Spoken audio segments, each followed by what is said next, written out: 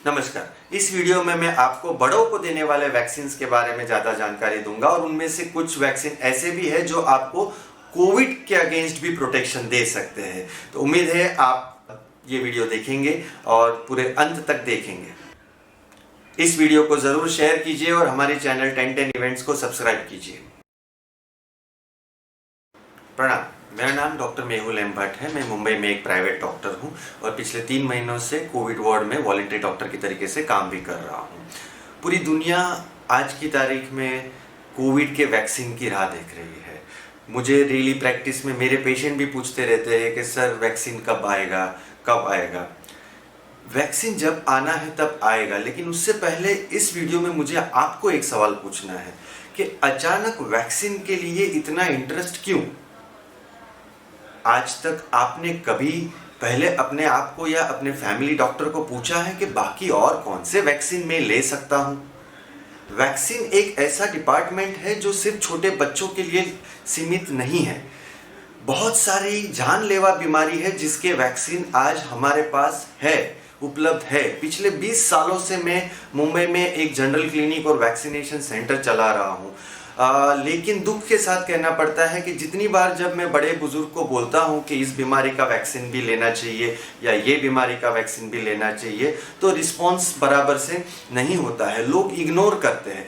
अचानक ये Covid media में इतना आ गया और हम इतना सब पढ़ने लगे तो हर एक लोग अब कोविड के वैक्सीन के बारे में पूछने लगे। लेकिन इस वीडियो में मैं आपको बताना चाहूँगा कि और कौन सी सब जानलेवा बीमारी है जिसका वैक्सीन हमारे पास ऑलरेडी है और जब तक कोविड का वैक्सीन नहीं आता तब तक इन बाकी जानलेवा बीमारियों से कैसे बचा जा सकता है। एक सिंपल वैक्सीन लेके आप अपने आप को उस बीमारी से बचा सकते हो।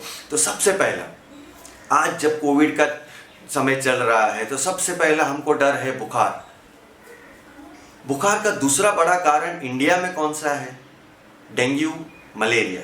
लेकिन डेंगू मलेरिया का कोई वैक्सीन नहीं है। लेकिन कोई भी इंटेलिजेंट डॉक्टर आपका बुखार और आपको 2-4 सवाल पूछ के अंदाज लगा सकता है कि आपका बुखार डेंगू और मलेरिया का है कि नहीं है। तो तीसरा बुखार कौन सा है जो इंडिया में सबसे ज़्यादा लोगों को होता है? वो है टाइफॉइड का बुखार। टाइफॉइड का बुखार किससे होता है?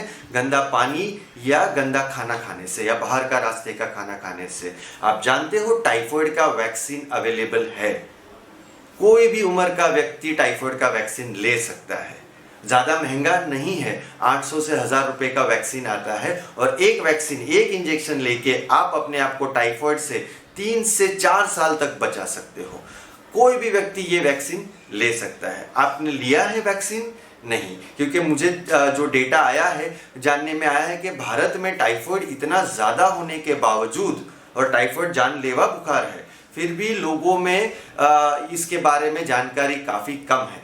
सो सबसे पहले आप अपने आप को इस बुखार से बचाइए जो टाइफॉइड का बुखार है, जो ज़्यादा कॉम्प्लिकेशन क्रिएट कर सकता है। उसके बाद दूसरे बुखार पे आते हैं जिससे हमें डरना चाहिए, वो है इन्फ्लुएंजा। जो हम कॉमन फ्लू बोलते हैं, जो सर्दी जुकाम में जो बुखार आता है वो सादा बुखार रहता है, वो राइनो वायरस से आता है जिसका कोई वैक्सीन नहीं है। लेकिन जो दूसरा इन्फ्लुएंजा से जो बुखार आता है जिसे हम फ्लू भी बोलते हैं, उसका वैक्सीन है। ये भी वैक्सीन हर एक उम्र के लोग ले सकते हैं, छोटे बच्चे से लेके बड़े बुजुर्ग सब ले सकते हैं। इस वैक्सीन का असर 1 साल तक रहता है।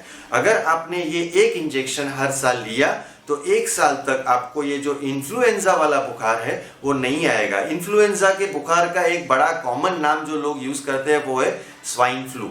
मैंने पिछले वीडियो में आपको बताया था, स्वाइन फ्लू भी काफ़ी बड़ी जानलेवा बीमारी थी। वो भी एक तरीके का पैंडेमिक बन गया था 2009 में, और आज भी इंडिया में स्वाइन फ्लू के केसेस हमें देखने मिलते हैं। लेकिन एक इंजेक्शन लेके आप अपने आप को 1 साल तक इससे बचा सकते हो। तो ये वैक्सीन भी लेने लायक है। इसके बाद और एक वैक्सीन पे आते हैं जिसमें अगेन आज की तारीख में लोगों का बहुत बड़ा ध्यान गया है, वो है निमोनिया। कोविड के पेशेंट को निमोनिया होता है। काफ़ी पेशेंट सीरियस हो जाता है जब निमोनिया बढ़ जाता है। जब कोरोना वायरस गले में से फेफड़े में पहुंच जाता है तो कोविड निमोनिया हो जाता है। उसका अभी तक वैक्सीन हमें नहीं मिला है, हम राह देख रहे हैं। लेकिन निमोनिया एक ऐसी बीमारी है जो बाकी किसी बैक्टीरिया से भी हो सकती है। काफ़ी कीटाणु है अलग ऐसे है कोविड के अलावा जो आपको निमोनिया दे सकते हैं। उसमें से सबसे बड़ा और सबसे कॉमन निमोनिया जो है बैक्टीरिया का, वो निमोकोकल निमोनिया है और उसका भी वैक्सीन हमारे पास अवेलेबल है। ये सब वैक्सीन ज़्यादा महंगे नहीं है, आप अपने फैमिली डॉक्टर से भी पूछताछ कर सकते हो। निमोनिया का जो वैक्सीन है उसमें 2 या 3 डोज लेने की ज़रूरत पड़ती है। अगर आपने ये पूरा कंप्लीट 3 डोज का इंजेक्शन ले लिया तो आपको लाइफ टाइम तक जो बैक्टीरियल निमोकोकल निमोनिया है उससे आपको राहत मिलेगी, उससे आपको प्रोटेक्शन मिलेगा। तो ये भी एक लेने वाला वैक्सीन है जो आपको पहले ले लेना चाहिए। इसके अलावा और कौन से वैक्सीन हम अपने आप को दे सकते हैं वो जानना ज़रूरी है। ये 3 के अलावा और एक नया वैक्सीन जिसके बारे में दुनिया भर के साइंटिस्ट आजकल बात कर रहे हैं वो है MMR वैक्सीन। MMR वैक्सीन ज़्यादातर हमारे देश में छोटे बच्चों को 9 महीने और 15 महीने पे देते हैं, लेकिन अभी कहीं जगह पे रिसर्च चल रही है, काफ़ी स्टडी मटेरियल आ रहा है, अभी तक फाइनल रिजल्ट नहीं आया है, लेकिन ऐसा कहा जाता है कि जो MMR वैक्सीन है कुछ हद तक 20 से 30% केस में कोविड से भी आपको प्रोटेक्शन दे सकता है। इसकी पूरी पुष्टि मैं नहीं कर पाऊंगा क्योंकि अभी भी रिसर्च उसका जारी है, लेकिन काफ़ी सेफ MMR वैक्सीन है। मैं मेरी क्लिनिक में ये वैक्सीन बड़ों को देता हूँ जिन्हें बाहर देश में जाना है, जिन्हें US पढ़ने जाना है या कोई और कंट्री में जाना है, तो उन कंट्रियों में MMR वैक्सीन लेना ज़रूरी है। तो काफ़ी स्टूडेंट्स मेरी क्लिनिक में आते हैं MMR वैक्सीन लेने के लिए, जबकि हमारे देश में MMR वैक्सीन बड़ों को देने की प्रथा नहीं है। लेकिन ये आपको जानना जरूरी है कि MMR वैक्सीन सेफ है और MMR वैक्सीन बड़ों को भी दे सकते हैं। इनके कोई ज़्यादा बड़े कोई साइड इफेक्ट्स या ऐसे कोई रिएक्शन वगैरह नहीं है। और अगर ये जो न्यूज़ अगर हम माने कि MMR से अगर आपको 20-30% कोविड से भी प्रोटेक्शन मिल सकता है तो ये लेने में कोई हर्ज नहीं है।